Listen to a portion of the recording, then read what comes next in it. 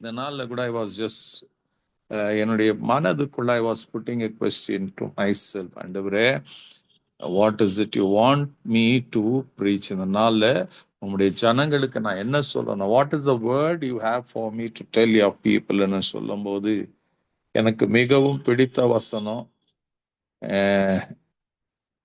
அது எல்லாருக்கும் பிடிச்ச வசனமா கூட இருக்கிறது. தி அமேசிங், நம்முடைய தேவன் இட்ஸ் எப்படிப்பட்டவர் என்று எழுதப்பட்ட ஒரு வசனம். Amen. How concerned he is about you and me.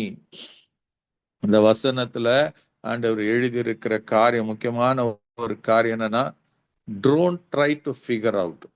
நீங்க உங்க காரியத்தை குறிச்சு don't try to figure out.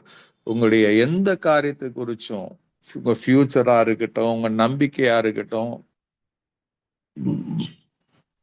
என்ன நாளைக்கு நடக்கும், இது don't try to figure it out. God already has figured it out. தேவன் ஏற்கனவே அதை ஃபிகர் பண்ணி இருக்கிறார் என்பதுதான். அதை நான் சொல்லும் போதே உங்களுக்கு புரிந்திருக்கும். I want you to turn to Jeremiah 29 and verse 11. அவர் அங்க அந்த இடத்துல அழகா அந்த வசனம் சொல்லி இருக்கும். நீங்கள் எதிர்பார்த்திருக்கும் முடிவை உங்களுக்கு கொடுக்கும்படிக்கு நான் உங்கள் பேரில் நினைத்திருக்கிற நினைவுகளை அறிவேன் என்று கர்த்தர் சொல்லுகிறார். அவைகள் தீமைக்கல்ல, சமாதானத்துக்கு ஏதுவான நினைவுகளே. So God says, don't try to figure it out. I have already figured it out. உங்களுக்கு வேண்டியதை அவர் ஃபிகர் அவுட் பண்ணி வச்சிருக்கிறாரு. ஏன்னா God does say, இங்க வந்து அவர் என்ன சொல்றார்? I know the plans I have for you, declares the Lord, plans to prosper you and not to harm you, plans to give you hope and a future. Amen. அவர் சொல்ற plans, I know the plans. என்ன பிளானா? Plans to prosper you and not to harm, plans to give you hope and a future. Amen. ஒரு காரியத்தை பாருங்க, God has plans to prosper you and not to harm you. God அவருடைய மனதுல, அவர் நினைவுல இத்தனை கூட அவர்கிட்ட என்ன இல்லைங்க, ஹல்லேலூயா, தீமைக்கான எண்ணங்கள் அவர்கிட்ட இல்ல. God doesn't think evil about you. உங்களை தண்டிக்கணும், உங்களை இது பண்ணணும், he doesn't think evil about you. நம்ம எத்தனை முறை நம்முடைய வாழ்க்கையில நம்ம சொல்லி இருப்போம், ஏன் ஆண்டவர் எனக்கு இதை கொடுத்தாரு, ஏன் எனக்கு இது வந்தது, ஏன் என் குடும்பத்துக்கு இதெல்லாம் நடக்கணும், ஏன் என் பிள்ளைகளுடைய வாழ்க்கையில இது நடக்கணும், why did God allow, why did God allow, why did God allow ன்னு சொல்லி நாம கேள்விகள் மேல கேள்வி அடைக்க இருக்கலாம். Amen. The Bible says, எவரிடத்தில் அதிகமாக அன்பு கூறுகிறாரோ அவர்களை அவர் சிட்சிக்கிறவரா இருக்கிறார். He என்ன பண்றாராம்? அவர் நம்ம சிட்சிக்கிறவரா இருக்கிறாராம். Amen. He chastises us ன்னு சொல்லி நமக்கு வேதம் கற்றுக் கொடுக்கிறது. But he doesn't, ஏன் chastise பண்றாரு? நமக்கு நாம நல்ல காரியம் நம்முடைய வாழ்க்கையில நடக்கணும்னு. Amen. He doesn't chastise us for தீமை நடக்கணும், கெட்டது நடக்கணும்னு அவர் நம்ம தண்டிக்கிறது கிடையாது. நம்முடைய வாழ்க்கையில நல்லது நடக்கணும். Because he loves you and me so much. இந்த இடத்துல கூட அவர் என்ன சொல்றாரு? don't just figure out. I have already figured out the plans. என்ன plan? Plans to prosper you and not to harm you, plans to give you hope and future. அதனால ஒன்றை குறித்தும் ஆண்டவருடைய வசனம் பிலிப்பியர் 4:6 சொல்லி, ஒன்றை குறித்தும் கவலைப்படாதீங்க. when God knows உங்க வாழ்க்கைய அவர் பிளான் பண்ணி வச்சிருக்கிறான்னா, why should you bother, why should you worry? மத்தேயு 6 தேவன் சொன்னபடி நீங்க don't worry about anything. எதை குறித்தும் கவலைப்படாதீங்க. Why do you want to worry about anything? Hallelujah. Because ஆண்டவர் ஏன் சொல்றாரு? அத அவர் சொல்றார், நான் ஏற்கனவே I know the plans that I have for you. உனக்காக நான் வைத்திருக்கிற திட்டங்கள் எனக்கு தெரியும். உங்களை குறித்து நான் நினைத்திருக்கிற நினைவுகள் எனக்கு தெரியும். அதனால நீ எதை குறித்தும் கவலைப்பட்டு உட்கார்ந்துட்டு இருக்காதே. நீ கர்த்தர், நீங்க நினைக்கிறீங்களா நீங்க கவலைப்படும் போது தேவன் ஏசப்பா சந்தோஷமா இருக்கிறாரு நினைக்கிறீங்களா? நிச்சயமா இல்ல. நிச்சயமா நீங்க கவலைப்பட்டு இருக்கும் போது இயேசு சந்தோஷமா இருப்பார் என்பது நிச்சயமா கூடாத காரியம். ஹல்லேலூயா. அதனாலதான் அவர் அழகா சொல்லுவாரு, என்னன்னு, நீங்க விசேஷித்தவர்களா இருக்கிறீங்களே, நான் உங்களை விசேஷித்தவர்களா வைத்திருக்கிறேன், நீங்க எதுக்கு கவலைப்படுகிறதுனால? அவர் சொல்லுவார் 27 கவலைப்படுகிறதுனாலே உங்களில் எவன் தன் சரீர அளவோடு ஒரு முழத்தை கூட்டுவான்? ஆமென். ஹல்லேலூயா.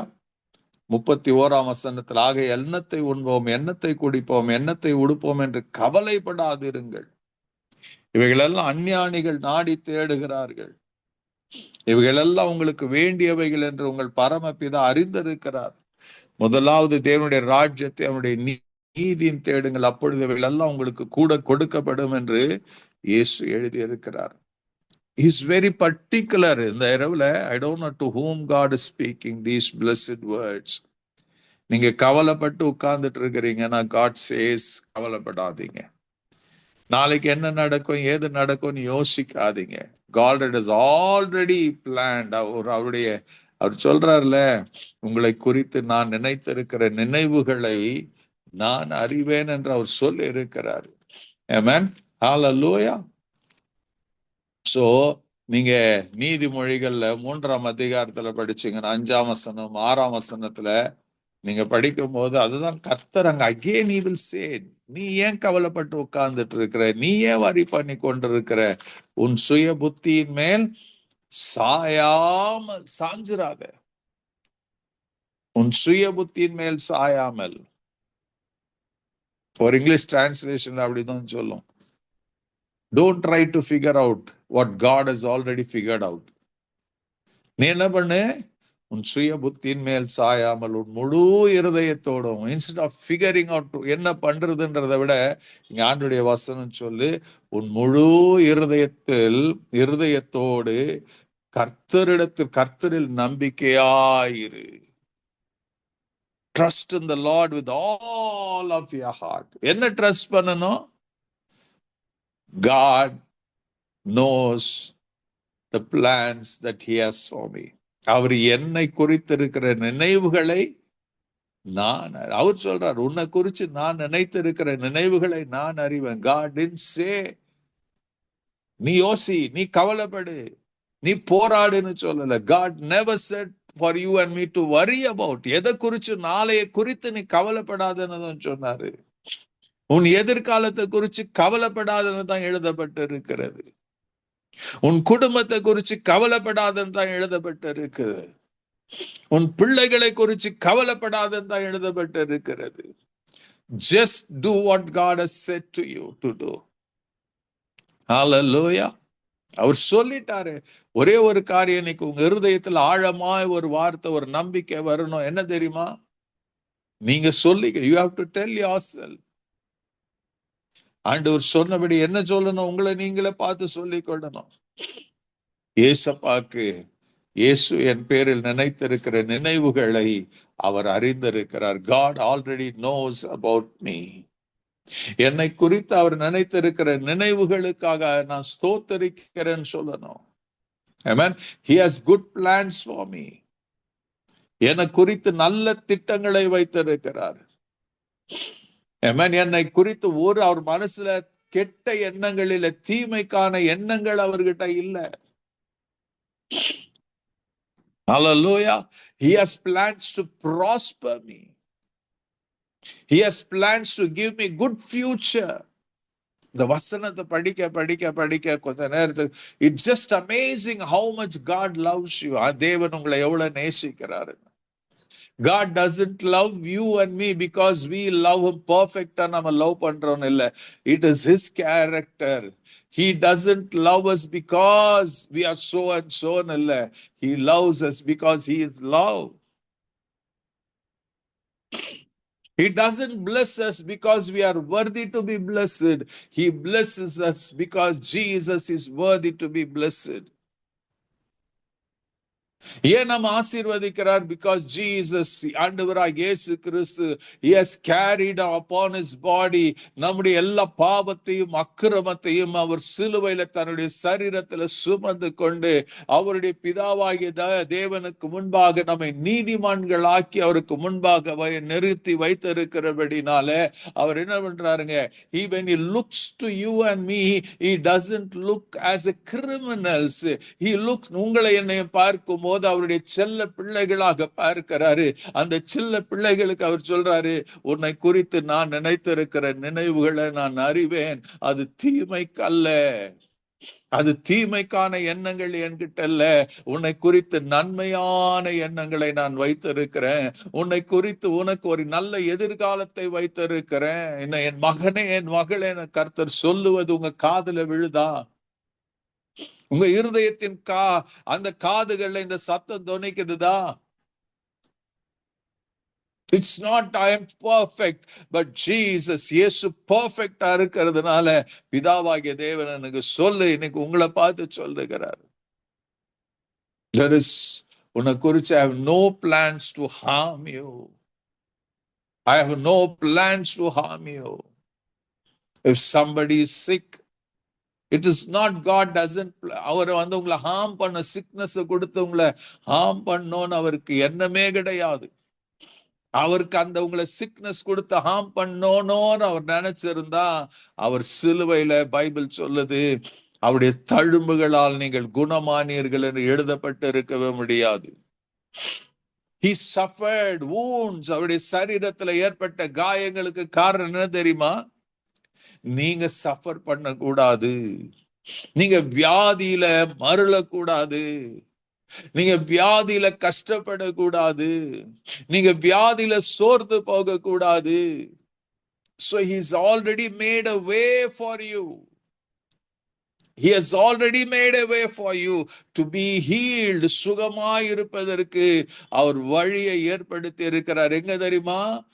On the cross. அந்த சிலுவையில அவருடைய சரீரத்துல அவருடைய முதுகுல சாட்டையினால் அடித்து கிழிக்கப்பட்ட அந்த முதுகுல ஏற்கனவே அன்பு ரட்சகர் இயேசு உங்களுக்கு சுகத்தை ஏற்படுத்தி வைத்திருக்கிறார். தீமை அல்ல. He has good plans for you.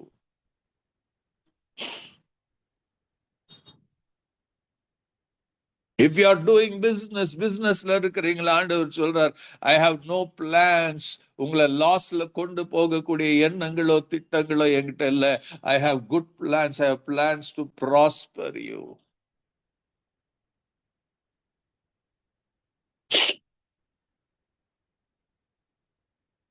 கர்த்தருடைய பிள்ளைகளா, ஜெபிக்கிறவர்களா, if you are worried about certain issues going into your life, கர்த்தருடைய பதில் என்ன தெரியுமா? I don't have plans of evil. உங்களை குறிச்சு தீமைக்கான எண்ணங்கள் என்கிட்ட இல்ல. அந்த தீமையை பார்க்கறீங்களா? I am there to அந்த தீமையை நான் நன்மையாய் மாற்றக்கூடிய திட்டங்கள் என்னிடத்துல இருக்கிறது. Plans to prosper you. உங்கள் நஷ்டங்களை லாபமாய் மாற்றக்கூடிய திட்டங்கள், உங்கள் துக்கத்தை சந்தோஷமாய் மாற்றக்கூடிய திட்டங்கள், உங்க கண்ணீரை களிப்பாய் மாற்றக்கூடிய திட்டங்கள். ஹல்லேலூயா. God has already sorted out everything. உங்களுக்காக என்னென்ன செய்யணுமோ அதெல்லாம் அன்பு ரட்சகர், அன்பு பிதாவாகிய தேவன் சிலுவையில by sending Jesus on the cross, by nailing him to the cross, அவர் எல்லாத்தையும் செய்து முடித்திருக்கிறார். மரத்துல தூக்கப்பட்ட எவனும் சபிக்கப்பட்டவன் என்று எழுதியிருக்கிறது. Jesus hung on the cross carrying your curse and my curse. உங்களை ஆசீர்வாதம் அவர் மாற்றி வைத்திருக்கிறாராம். Do you understand it?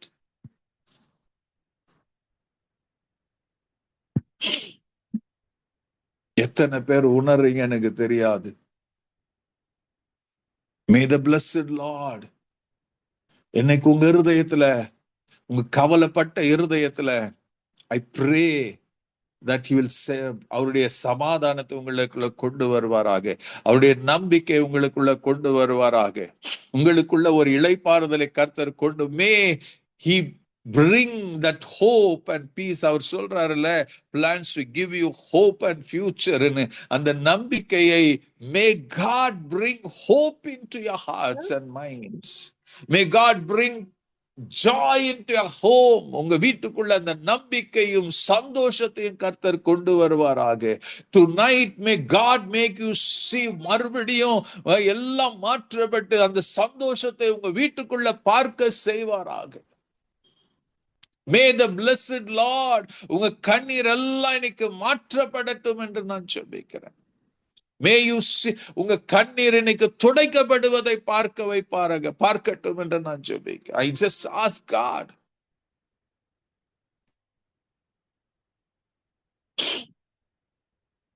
Hallelujah. This amazing God, the அன்பு ரட்சகர், please look to the cross. அந்த சிலுவையை பாருங்க. நம்பிக்கையற்று இருக்கிறீங்களா? அந்த சிலுவையை பாருங்க. அந்த சிலுவை கிராஸ் நிச்சயமா it will bring back hope. உங்களுக்கு நம்பிக்கை கொண்டு வரும், உங்களுக்கு விசுவாசத்தை கொண்டு வரும், உங்களுக்கு மேன்மையை, everything. Tonight I believe, இந்த இரவுல நான் 100% நம்புகிறேன், there is a complete change. உங்க என்வாயர்மெண்ட் எல்லாம் மாறப்போகிறது. உங்க சூழல் எல்லாம் கர்த்தர் மாற்றுவதற்கு திட்டமிட்டு இருக்கிறார். It's not me. If you open your heart tonight, இந்த வசனத்தின் மேல நம்பிக்கை வைத்து, Lord do it once again நீங்க கேட்பீங்கன்னா நிச்சயமா அவர் செய்ய. நாம் இணைந்து let us look unto God. அந்த ஒரு நம்பிக்கையோட, அந்த ஒரு வார்த்தையோட, tonight Lord just do what you have planned to do in my life. என் வாழ்க்கையில நீங்க செய்ய நினைத்து இருக்கிறத நீங்க செய்யுங்கன்னு சொல்லி நாம கர்த்தருடைய சமூகத்துல ஒப்பு கொடுத்து ஜெபிக்கலாம்.